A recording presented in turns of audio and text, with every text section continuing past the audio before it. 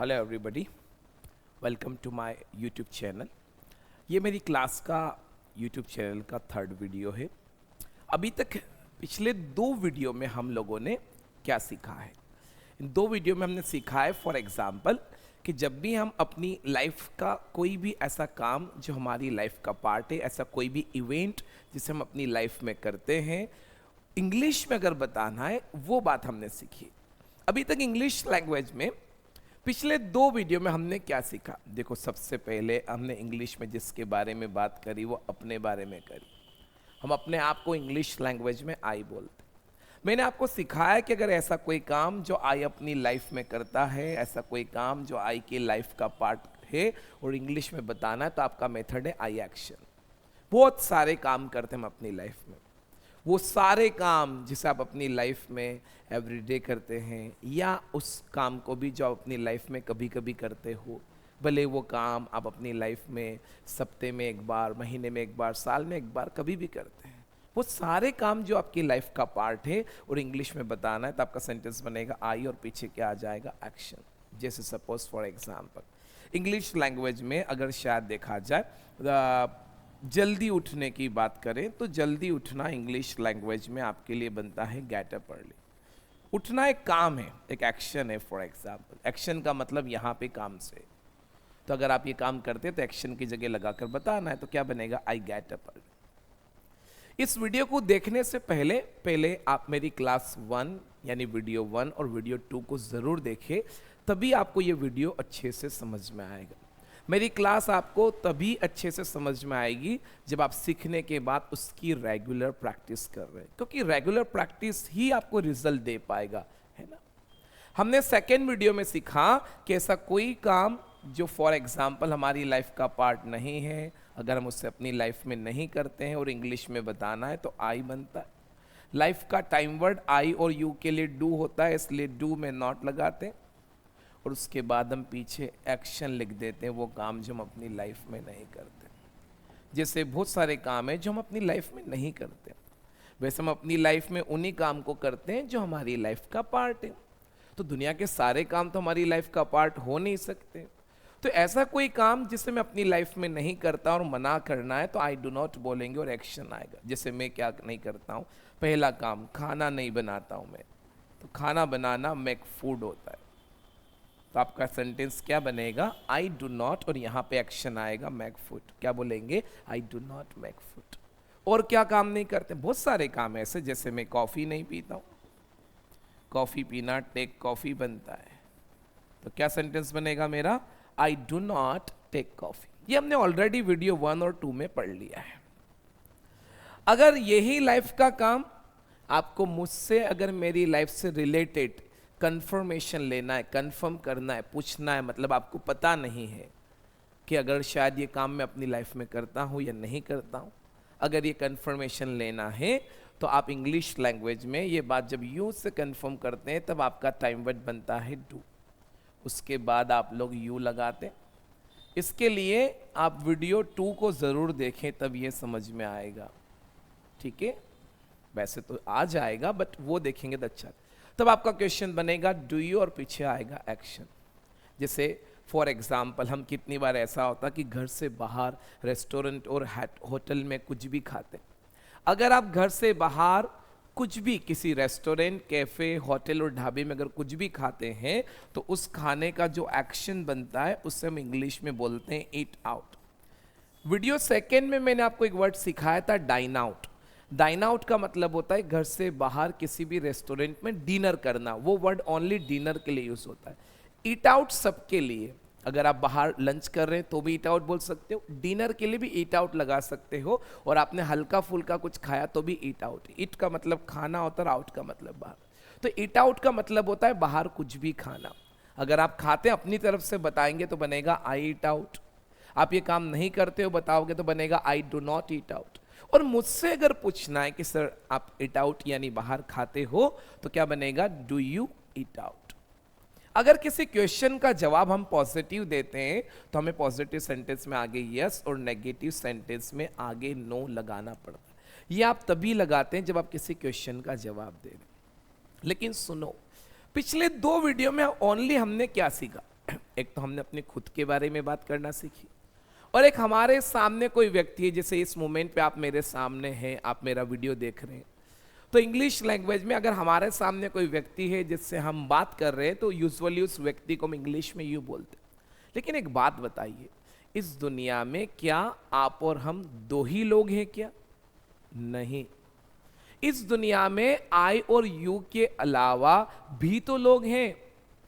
इस दुनिया की अगर बात करें फॉर एग्जाम्पल, तो आई और यू ऐसे दो पर्सन ही थोड़ी है जो इस दुनिया में, हमारे अलावा बहुत सारे लोग हैं जिनके बारे में भी तो हमें बात करते आना चाहिए। इंग्लिश लैंग्वेज में सुनिएगा, अगर हम अपने आप की बात करें तो हम इंग्लिश में अपने आप को आई बोलते हैं। आप मेरे सामने हैं और मैं आपके सामने हूं, तो हम दोनों एक दूसरे के लिए क्या बन जाते हैं? यू।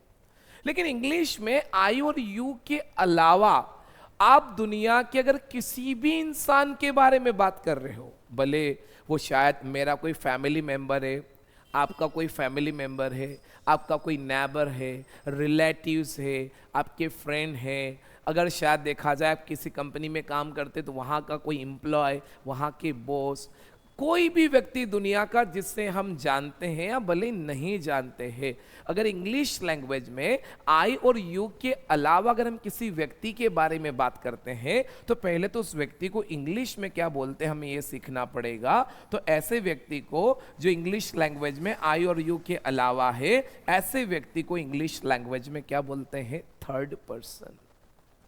आज की क्लास में मैं आपको थर्ड पर्सन क्या होता है और लाइफ के सेंटेंस थर्ड पर्सन के लिए कैसे पूछेंगे, कैसे बनाएंगे पॉजिटिव और नेगेटिव, वो सिखाने वाला हूं। तो क्लास बहुत इंपॉर्टेंट है, वीडियो को एंड तक जरूर देखें। अगर आप मेरे चैनल पे नए हैं तो सब्सक्राइब और वीडियो को लाइक और शेयर जरूर करें। तो इंग्लिश लैंग्वेज में थर्ड पर्सन किसे कहते हैं? बहुत ही सिंपल सी भाषा में समझा सकता है, आई और यू के अलावा इस दुनिया में जितने भी लोग हैं वो सभी लोग आपके लिए कौन से पर्सन है? Third person. थर्ड क्यों बोल रहे हैं? सुनिए, हमारी क्लास की शुरुआत हुई आई से, तो आई कौन सा पर्सन हुआ है? फर्स्ट। फिर हम आई के बाद यू पे गए, तो यू हमारे लिए कौन सा हुआ है? सेकेंड। अब इन दोनों के अलावा अगर कोई तीसरा व्यक्ति आएगा तो तीसरे व्यक्ति को थर्ड पर्सन तो बोलना ही पड़ेगा। मैं थर्ड पर्सन में कौन कौन व्यक्ति को ले रहा हूं, क्या क्या पढ़ा रहा हूं, वो भी आप ध्यान से देखिएगा। आई और यू के अलावा फॉर एग्जाम्पल इस दुनिया में अगर आप किसी भी व्यक्ति के बारे में बात कर रहे हैं तो उसे आप थर्ड पर्सन बोलते हैं। सबसे पहला थर्ड पर्सन कौन? इस दुनिया के सारे मेल, इस दुनिया के सारे मेल फॉर एग्जाम्पल आई और यू के अलावा, बात समझना, कोई भी मेल व्यक्ति है अगर आप और यू के अलावा फॉर एग्जाम्पल, तो उसे इंग्लिश लैंग्वेज में थर्ड पर्सन कैटेगरी में रखा। अब वो मेल में कोई भी हो सकता है, वो मेरे पापा हो सकते हैं, वो मेरा ब्रदर हो सकता है, वो मेरा सन हो सकता है, वो विराट कोहली भी तो हो सकता है, वो भी तो मेल ही है, वो फॉर एग्जाम्पल सचिन तेंदुलकर भी हो सकता है, वो अमिताभ बच्चन भी हो सकता है। क्योंकि कभी कभी ऐसी बातें होती है जो हम अपने अलावा लोगों के बारे में करते हैं। तो जब इंग्लिश लैंग्वेज में आप ऐसी कोई बात आई और यू के अलावा किसी और व्यक्ति के बारे में करते हैं तो उसे इंग्लिश लैंग्वेज में थर्ड पर्सन बोलते हैं। अच्छे से देखिएगा और अच्छे से समझिएगा। तो सबसे पहला थर्ड पर्सन कौन होता है? मेल। जब इंग्लिश लैंग्वेज में मेल की बात आती है तो मेल को इंग्लिश में काय से डिनोट किया जाता है, काय से बताया जाता है? तो मेल के लिए इंग्लिश में जो वर्ड है वो वर्ड है ही। तो सबसे पहला जो थर्ड पर्सन होता है वो ही होता है। ही मतलब मेल। तो माय फादर भी ही, ब्रदर, सन, सचिन तेंदुलकर, विराट कोहली, सब हमारे लिए ही। नंबर सेकेंड, दूसरा थर्ड पर्सन फॉर एग्जाम्पल, तो आई और यू के अलावा, मैं बार बार बोल रहा हूं आई और यू के अलावा, इस दुनिया में अगर कोई फीमेल है और उसके बारे में अगर आप बात कर रहे हो, जैसे वो फीमेल आपकी मदर हो सकती है, आपकी सिस्टर है, कोई मैरिड व्यक्ति है तो उसकी वाइफ है, अगर किसी मैरिड व्यक्ति की बेटी हो सकती है, कोई भी हो सकती है, अनुष्का शर्मा हो सकती है, कोई भी फीमेल इस दुनिया की अगर है, आप आई और यू के अलावा, तो उसे थर्ड पर्सन बोलते हैं। इंग्लिश लैंग्वेज में अगर कोई फीमेल होती है आई और यू के अलावा, तो उसके लिए जो इनडायरेक्ट वर्ड है हमारे पास पहचानने के लिए, उसे हम क्या बोलते हैं? शी। पहला थर्ड पर्सन कौन है? ही। सेकेंड थर्ड पर्सन कौन है? शी। नंबर नेक्स्ट, कभी कभी ऐसा मौका आता है कि कभी कभी हमारी कुछ बातें ऐसी होती हैं जो इंसानों के बारे में नहीं होती है, चीज़ों से लेकर थिंग्स के बारे में बात होती है।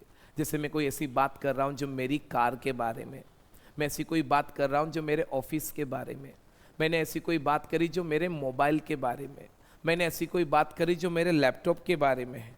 जैसे सपोज फॉर एग्जांपल मेरे हाथ में ये मोबाइल फ़ोन ना तो आई है ना ही यू है, अब इन दोनों के अलावा है।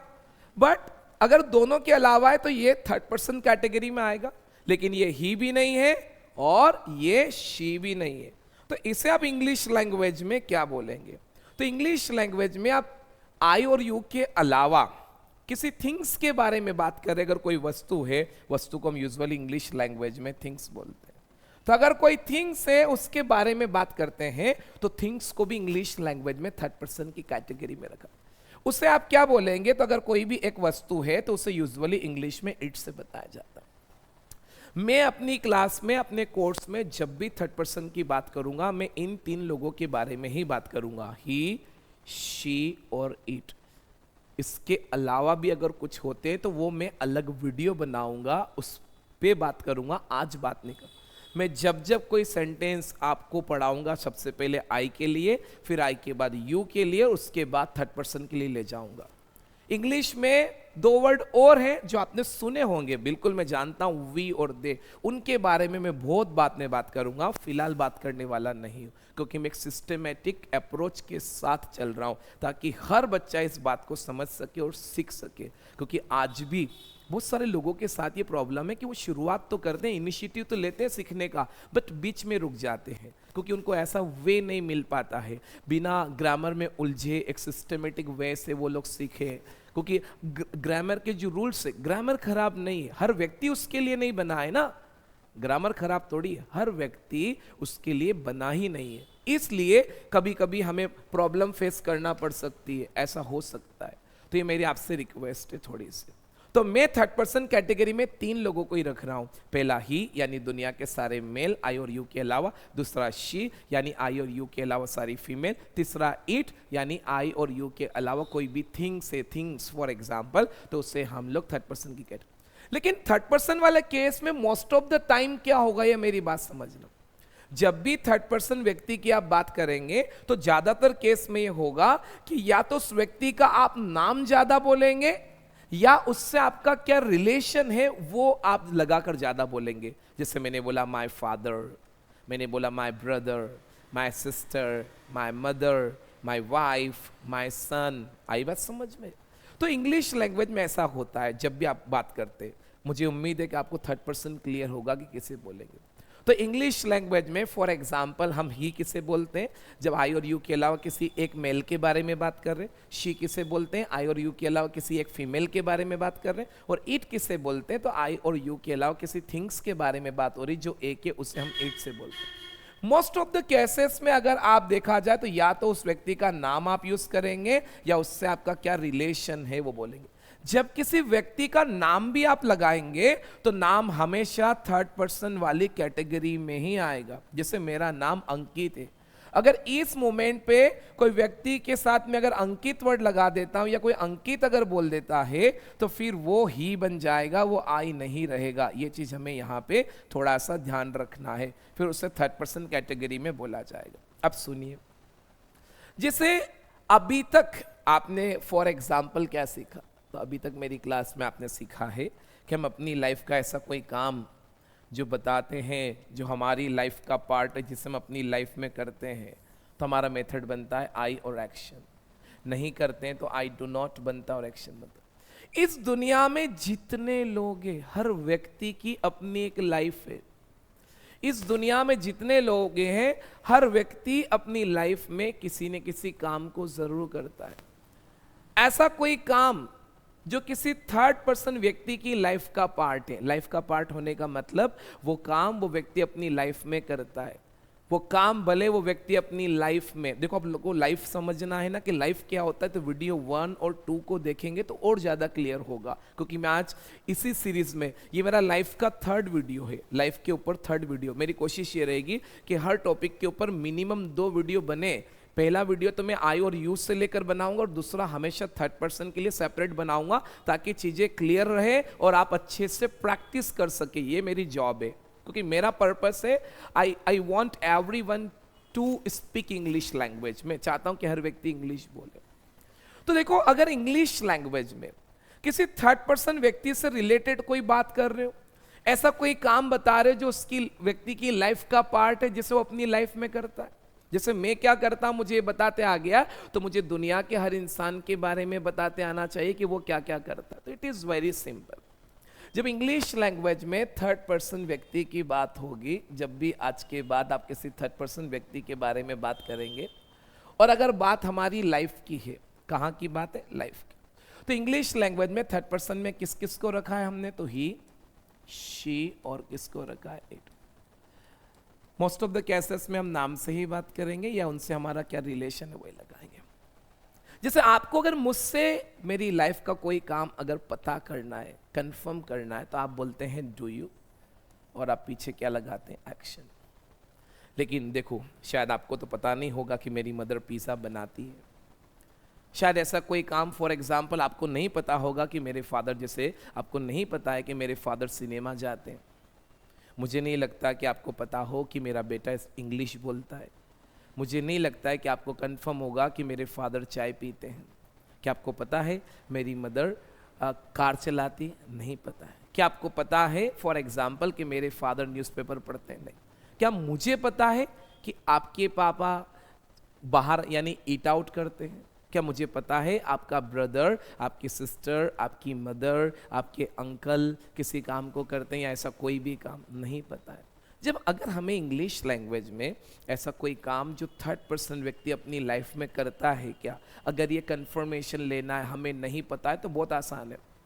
इंग्लिश लैंग्वेज में सुनिएगा, लाइफ का क्वेश्चन जब हमने यू के लिए बनाया था तो हमारा टाइम वर्ड क्या था, डू। लेकिन ध्यान रखना, यहाँ हम क्वेश्चन थर्ड पर्सन के लिए बना रहे। तो इंग्लिश लैंग्वेज में जब लाइफ का क्वेश्चन आप थर्ड पर्सन व्यक्ति के लिए बनाते हैं तो यहाँ पे थोड़ा सा बदलाव होता है। यहाँ क्वेश्चन डू से नहीं बनता है, यहाँ आपका क्वेश्चन डू की बजाय डस से बनता है, DOES, डस। ये भी एक टाइम वर्ड है। कहाँ का टाइम वर्ड है, तो लाइफ का। क्यों बोला मैंने फॉर एग्जाम्पल ऐसा? इंग्लिश लैंग्वेज में ऐसा होता है कि कभी कभी जब पर्सन चेंज होता है तो टाइम वर्ड चेंज हो जाता है। तो इंग्लिश में जब लाइफ का सेंटेंस हम आई और यू के लिए बनाते तो टाइम वर्ड डू होता है, लेकिन जब थर्ड पर्सन के लिए बनाते तो टाइम वर्ड डस बन जाता है। तो आप इसे ऐसे याद रखेंगे तो बहुत आसानी से याद रहेगा। कैसे याद रखेंगे कि डू का थर्ड पर्सन क्या होता है, कि डस होता है। डू का थर्ड पर्सन डस कैसे होता है? जैसे फॉर एग्जाम्पल, अगर लाइफ का क्वेश्चन यू के लिए डू से बन रहा है तो वही लाइफ का question third person he, she और इट के लिए कैसे बनेगा, डस। मेरी लैंग्वेज में थर्ड पर्सन का मतलब ही, शी, इट है, ध्यान रखना। ओके, मैं पहले ही क्लियर कर देता हूँ, कल कोई कमेंट करे, कल कोई व्यक्ति ऑब्जेक्शन ले या कुछ बोले फॉर एग्जाम्पल, तो मैं पहले क्लियर कर देता हूँ। तो इंग्लिश लैंग्वेज में मैंने थर्ड पर्सन में ओनली ही, शी और इट को ही रखे, इसके बारे में बात नहीं करी। तो आप इसको ऐसे लर्न करेंगे कि डू का थर्ड पर्सन क्या होता है, डस। तो बहुत सिंपल है। अब इंग्लिश लैंग्वेज में जब आप लाइफ का कोई क्वेश्चन थर्ड पर्सन व्यक्ति के बारे में कंफर्म करना है, पता करना है कि वो व्यक्ति उस काम को करता है क्या, तो आपका टाइम वर्ड डस बनेगा। देखो, वीडियो पूरा देखेंगे, क्लास पूरी देखेंगे तो समझ में आएगा। एंड में मैं ये बताऊंगा कि इसकी प्रैक्टिस कैसे करें। आप एक ऐसे व्यक्ति को जरूर ढूंढ ले आसपास जिसको भी इंग्लिश सीखने की ज़रूरत है, उसको भी ये वीडियो शेयर करें ताकि वो भी सीखे और आप दोनों सीखे और आपस में प्रैक्टिस करें। आप एक कॉलेज गोअर है तो क्लासमेट्स में बताएं लोगों के साथ, हाँ, इसमें कोई लॉस नहीं। तो क्या किया, जैसे लाइफ का क्वेश्चन हमने यू के लिए बनाया तो टाइम वर्ड डू था, यही क्वेश्चन थर्ड पर्सन के लिए डस। कैसे क्वेश्चन बनाते देखिए, यहाँ पे टाइम वर्ड डू है, यहाँ डस है, यहाँ पे क्या लिखा हुआ है, यू, क्योंकि ये टाइम वर्ड यू के लिए। लेकिन डस किसके लिए, तो बोले थर्ड पर्सन के लिए। थर्ड पर्सन कौन कौन है, तो ये ही भी है, शी भी है और तीनों के लिए, क्योंकि तीनों एक ही, तीनों थर्ड पर्सन है, तीनों के लिए। फिर पीछे क्या लिखा हुआ है, कि एक्शन लिखा हुआ है, क्योंकि दोनों एक्सरसाइज सेम है, दोनों लाइफ के बारे में ही है, बस एक आई और यू के बारे में और एक थर्ड पर्सन के बारे में। तो जब हमें लाइफ का कोई क्वेश्चन थर्ड पर्सन व्यक्ति के लिए बनाना होगा तब हमारा क्वेश्चन डस से बनेगा। जो बात आप मुझसे लाइफ के बारे में डू से कंफर्म करते हैं वही थर्ड पर्सन व्यक्ति के लिए डस से पूछी जाएगी। लेकिन अगर हम डस के बाद डायरेक्टली ही बोल देते तो क्लियर नहीं होगा कि बात किसके बारे में। शी अगर बोलते तो क्लियर नहीं होगा कि बात किसके बारे में, और ईट बोलते तो क्लियर नहीं होगा कि बात किसके बारे में। तो हमें उस व्यक्ति का या तो नाम लगाना पड़ेगा जिसके बारे में हम बात कर रहे हैं, या उससे आपका क्या रिलेशन है वो लगाना पड़ेगा। जैसे आप कोई बात मुझसे मेरे ब्रदर के बारे में पूछ रहे हो, तो यहां पे आपको बोलना पड़ेगा यूअर ब्रदर। यूअर क्यों बोला मैं बता देता हूं।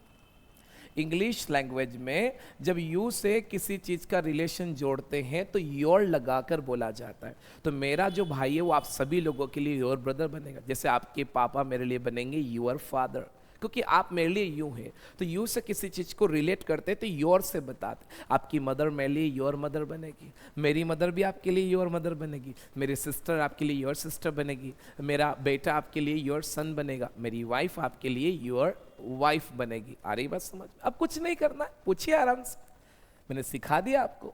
अब आपको जो पूछना है पूछिए। जैसे अगर आप मुझसे ऐसा कोई काम जो मेरे ब्रदर की लाइफ के बारे में कंफर्मेशन लेने की वो करता है क्या, तो डस बोलेंगे, योर ब्रदर बोलेंगे और एक्शन आ जाएगा। पूछिए क्वेश्चन।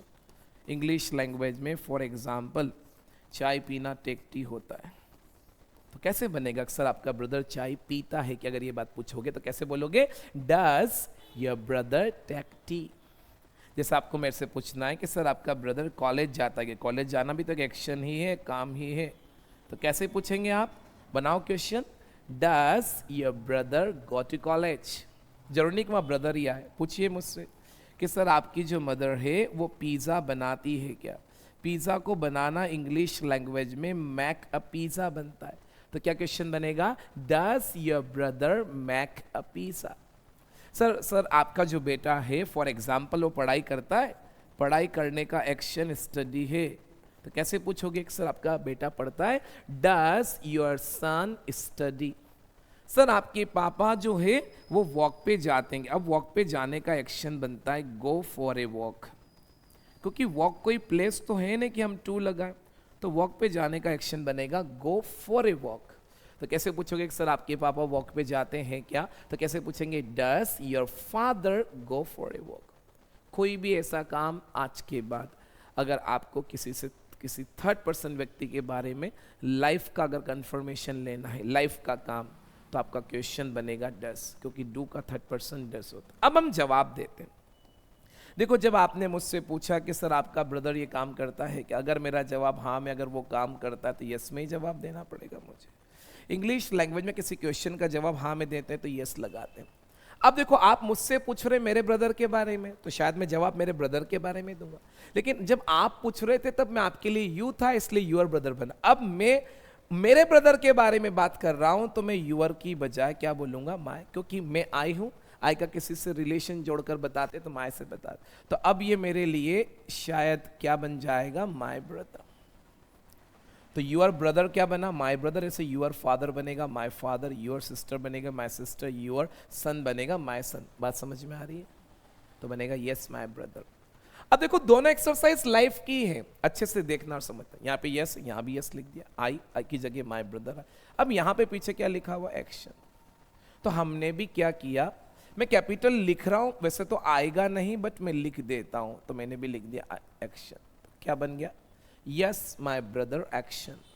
अभी मेरी एक्सरसाइज फिनिश नहीं हुई है, पहले उसको समझे उसके बाद बात करें, पहले से कोई कमेंट ना करे। समझ, जब इंग्लिश लैंग्वेज में आप लाइफ का कोई क्वेश्चन बनाते हैं आई और यू के लिए, तब आपका सेंटेंस, आपका टाइम वर्ड डू होता है, लेकिन यही बात जब थर्ड पर्सन व्यक्ति के लिए बनाते हैं तब आपका टाइम वर्ड डस होता है।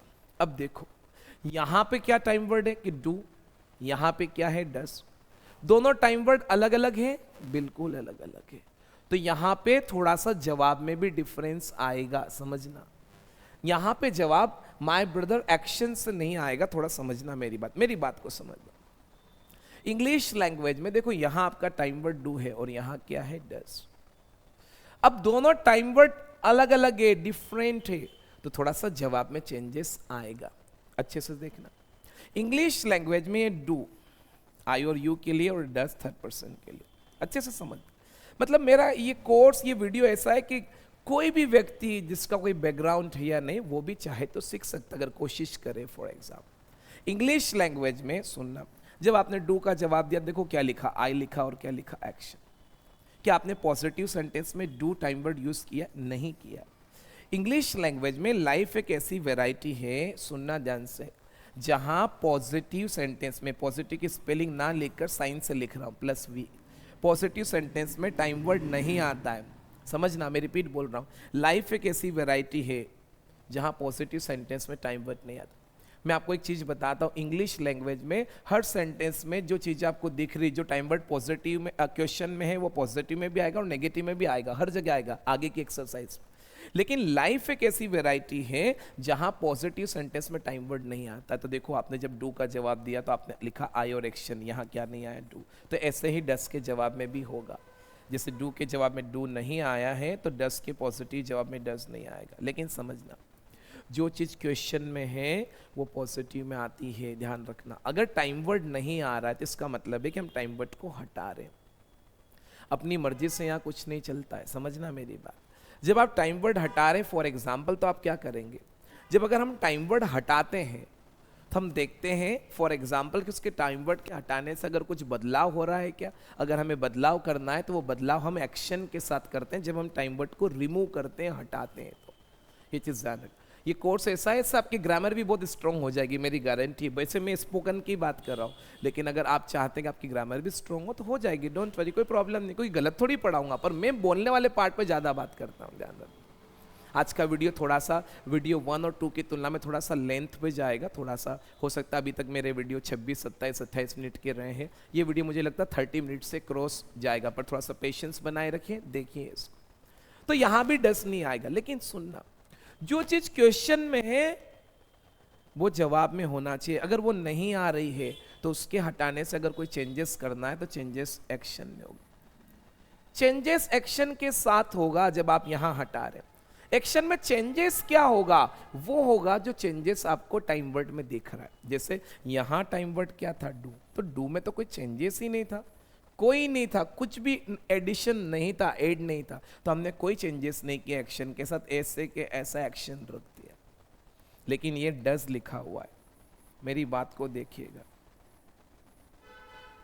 अगर आप इसमें चेंजेस की बात करें तो इसमें चेंजेस डज नहीं है, इसे हम तोड़ते हैं डज को, तो ऐसा भी तो लिख सकते हैं, समझना।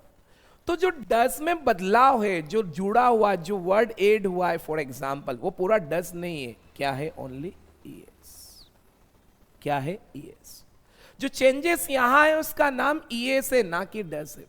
तो जो चेंजेस आपको टाइम वर्ड में दिख रहा है वो चेंजेस आपको हटाते समय किसके साथ करना है? एक्शन। तो आपको यहां पे क्या करना है कि जब आप डज का जवाब देंगे तो ये यहां से देखो, जो क्वेश्चन में है वो पॉजिटिव में आएगा, तो यहां डज एड नहीं है, यहां ईएस लगा हुआ है डू में, है ना। तो प्लीज वो जो चेंजेस दिख रहा है वो एक्शन के साथ कर देंगे, तो हम एक्शन में क्या लगा देंगे? ईएस। समझ में आ रही बात? एक बार और समझाता हूं। जो चेंजेस हमें टाइम वर्ड में दिख रहा है, अगर वो टाइम वर्ड पॉजिटिव सेंटेंस में नहीं आ रहा है तो फिर उसका बदलाव हम एक्शन के साथ करते हैं। तो जो चेंजेस था वो चेंजेस हमने एक्शन के साथ किया, तो एक्शन में ईएस लगाया, तो आपका एक्शन बना एक्शंस। साउंड देखना, एक्शंस। कुछ केसेस ऐसे आएंगे जहां एक्शन में ईएस नहीं लगेगा तो वहां एस लग जाएगा। क्या लग जाएगा? एस। तो दो लगेंगे, या तो एस लगेगा, ईएस। अब यहां एक्चुअली वर्ड ऐसा था कि उसमें ईएस था, क्योंकि किसी वर्ड के लास्ट में ओ आता है तो ईएस ही ऐड होता है, इसलिए यहां पे ईएस ही था। बट कुछ ऐसे एक्शंस भी आते हैं जिनमें ईएस ऐड नहीं होता है, तो वहां एस ऐड होता है। और भी चीजें अलग अलग, वो आगे की बात है। अभी आपको ये दिमाग नहीं लगाना कि एस कहाँ आएगा कि एस कहाँ, अभी आपको साउंड पे दिमाग लगाना। मतलब यहाँ आते आपका एक्शन बन जाएगा एक्शंस। जैसे अगर हम यहाँ लाइफ में आई के लिए कोई काम बताते हैं तो यहाँ ओनली एक्शन। जैसे मैं चाय पीता हूँ बताना है तो बोलूँगा आई टेक टी। लेकिन मुझे बताना कि मेरा ब्रदर चाय पीता है तो माय ब्रदर टेक नहीं, टेक्स बोलना पड़ेगा। अच्छा, दोनों में से एक आएगा, या तो एस आएगा या क्या एस आएगा। कहाँ एस कहाँ एस आएगा वो भी हम बाद में बात करेंगे। अरे बस समझ में, ये समझना मेरे। तो इधर एक्शंस बनेगा। जैसे मुझे बोलना है कि मैं फॉर एग्जाम्पल न्यूज़पेपर पढ़ता हूँ तो बनेगा आई रीड न्यूज़पेपर। लेकिन मुझे यही लाइफ की बात थर्ड पर्सन व्यक्ति मेरे ब्रदर के लिए बताना कि मेरा ब्रदर अखबार पढ़ता है तो माय ब्रदर रीड्स न्यूज़पेपर। मैं कॉलेज जाता हूँ तो आई गो टू कॉलेज, लेकिन मेरा ब्रदर जाता है तो my brother goes to college, not go to college, goes to. अब नेगेटिव बनाते हैं, क्या लिखेंगे? नो।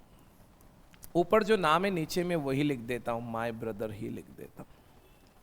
अब ऐसा नहीं कि आप रट ले, कुछ भी आ सकता है, mother, father, sister, uncle, society को। जब नेगेटिव बनाते हैं फॉर एग्जाम्पल, तो नेगेटिव अगर हम बनाते हैं तो नेगेटिव बनाने के लिए हमें नॉट लगाना पड़ता है। नॉट हम किस में लगाते हैं, तो हम टाइम वर्ड में लगाते हैं। यहाँ टाइम वर्ड डू है इसलिए डू में नॉट लगाया, यहाँ टाइम वर्ड डस है इसलिए आप और हम लोग डस में नॉट लगाएंगे। गलती मत कर देना डू बोलकर, किस में नॉट लगाओगे, डस में, तो ऐसा बनेगा डस नॉट। अब सुनना, हमने यहाँ एक्शन में एस तब लगाया था जब हम यहाँ डस हटा रहे, क्योंकि आता नहीं है पॉजिटिव सेंटेंस में लाइफ में। जो चीज क्वेश्चन में है वो पॉजिटिव में होना चाहिए, और जो पॉजिटिव में क्वेश्चन में पॉजिटिव में है वो नेगेटिव में भी होना चाहिए। यहाँ पर डस है, यहाँ वापस डस आ गया, मतलब ऑलरेडी ईएस लगा हुआ है ना, तो जब ऑलरेडी है तो फिर इसके साथ थोड़ी ऐड करेंगे। जब हमने डज नॉट बोल दिया ऑलरेडी फॉर एग्जाम्पल, तो फिर एक्शन में एस या ईएस नहीं आ सकता है। एक चीज एक क्वेश्चन में एक ही बार आएगी, एक चीज एक सेंटेंस में, नॉट क्वेश्चन में। Sorry I am mistaken, please forgive my words. सुनना ध्यान से, एक टाइम वर्ड या फॉर एग्जाम्पल एक चीज एक सेंटेंस में एक ही बार आएगी। तो यहां टाइम वर्ड नहीं आया तो एक्शन में लगा दिया एस एस, लेकिन यहां आ गया ना डस। अब जब डस आ गया तो फिर कैसे जबरदस्ती एस लगाए, तो डस नॉट के बाद ओनली एक्शन आएगा। देखो जब क्वेश्चन में डस था तो ओनली क्या था, एक्शन। अब हम कुछ क्वेश्चंस और पॉजिटिव सेंटेंस बनाए तो बहुत अच्छा रहेगा। जैसे क्वेश्चन आप पूछिए कि सर आपका ब्रदर क्रिकेट खेलता है क्या, तो कैसे बनेगा, does your brother play cricket. कैसे बोलेंगे, यस माय ब्रदर प्ले, नहीं प्लेस क्रिकेट। नेगेटिव कैसे बनेगा, no my brother does not play cricket. किताबों में डायरेक्टली लिखा हुआ आपने पढ़ा होगा कि जब लाइफ का सेंटेंस से थर्ड पर्सन के बारे में बात करते हैं तो एक्शन में एस एस लगा दो। क्यों लगा दो भैया, बताओ ना क्यों लगा दो। There should be reason, there should be a reason behind this. बताइए वो रीजन कि क्यों लगा दे, तो ये एक परफेक्ट एक्सप्लेनेशन है कि क्यों लगा दे। For example, learning English is not a big deal. Teaching English is also not a big deal. But the kind of way you have for speaking and teaching, that does matter. So please, ये बहुत अच्छा था। अब आप इसके साथ practice करेंगे थोड़ी सी तो मजा आएगा, मुझे भी और आपको भी मजा आएगा। देखो क्वेश्चन का जवाब जब आप पॉजिटिव दोगे तो दिख जाएगा, नेगेटिव दोगे तो भी दिख जाएगा। कि sir does your brother play football, कि yes my brother plays football. नहीं खेलता है sir, no my brother does not play football. ये क्वेश्चन पॉजिटिव नेगेटिव तीनों लिखा। क्वेश्चन का जवाब पॉजिटिव देते हैं तो यस लगाते हैं, नेगेटिव देते हैं। लेकिन ऐसा नहीं होता कि एक पॉजिटिव सेंटेंस ओनली तभी यूज आता है जब कोई क्वेश्चन पूछता। हम अपनी तरफ से पॉजिटिव बात भी करते हैं और नेगेटिव भी करते हैं।